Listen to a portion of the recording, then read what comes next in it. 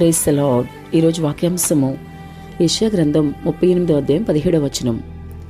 నీ వీపు వెనక తట్టు నీ పాపములన్నయు నీవు పారవేసితివి. ఆమెన్. హల్లెలూయా.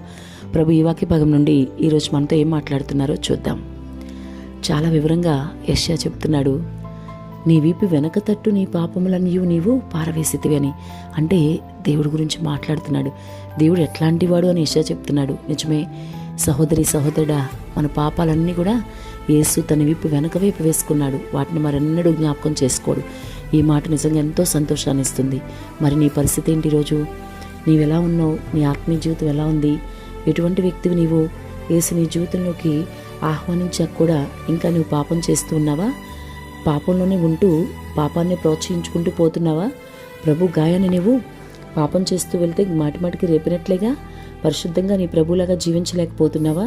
ఆయన నీ ప్రతి పాపము క్షమించాడని నీకు అర్థమవుతుందా? క్షమించాడు కదా అని మాటిమాటికి పాపం చేస్తున్నావా? వీపు వెనక తట్టు వేసేసుకున్నాడు కదా, మరెన్నడూ గుర్తు చేసుకోలే అని నువ్వు మాటిమాటికి పాపం చేస్తే ఆయన ఊరుకుంటాడా?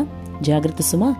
నీ ప్రతి పాపము ఆయన సన్నిధిలో ఒక్కసారే నువ్వు పశ్చాత్తాపడి పాపాన్ని బట్టి ఒప్పుకోవాలి, విడిచిపెట్టాలి. మరెన్నడూ దాని జోలికి వెళ్ళకూడదు. కుక్క తన వాంతికి తిరిగినట్లుగా, కడగబడిన పంది మళ్ళీ బురదలో పడి దొర్నినట్లుగా నువ్వు పాత రోత జీవితంలో నువ్వు విడిచిపెట్టిన వాడి జోలికి వెళ్ళబాకు. ప్రభు నీకు తోడుగా ఉంటారు. ఇప్పుడు అదే ఆయన మాట్లాడుతున్నారు. ఆయన నీ ప్రతి పాపాన్ని వీపు వెనకాల వేసేసుకున్నారు. వాటిని మరెన్నడూ జ్ఞాపకం చేసుకోడు ఆయన.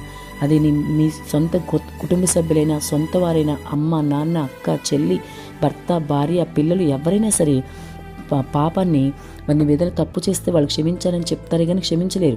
జీవితకాలం దాని గురించి దెప్పుతూనే ఉంటారు. అంటే వాళ్ళు నీ పాపాన్ని క్షమించలేదని అర్థం. కానీ ప్రభు అయితే అలా కాదు సుమా. నువ్వు ఒక్కసారి ఆయన సన్నిధిలో నీ పాపాన్ని ఒప్పుకొని విడిచిపెడితే, ఆయన రక్తంతో నువ్వు కడగబడితే మరెన్నడూ వాటిని జ్ఞాపకం చేసుకోనని చెప్తున్నాడు. ఆయన వీపు వెనకాల వేసుకుంటాడు. అలానే నువ్వు నీ ఇష్టానుసారంగా పాపం చేస్తూ ప్రభు గాయాన్ని మాటిమాటికి రేపకూడదు. ఆయన నీ పట్ల కృప చూపిస్తున్నాడు. కృపను నువ్వు ఎంత మాత్రము కూడా నిరర్ధకం చేసుకోవడానికి వీల్లేదు. కాబట్టి ఇప్పటికైనా నీలో ఏ పాపం ఏలుబడి చేస్తుందో, దేవునికి ఇష్టం లేనిది ఏది నీలో ఉందో, వాక్య వ్యతిరేకంగా నువ్వు ఏది ప్రవర్తిస్తున్నావో, ఇప్పుడే వాటిని విడిచిపెట్టి ప్రభుకి ఇష్టంగా జీవించు. ఆమేన్.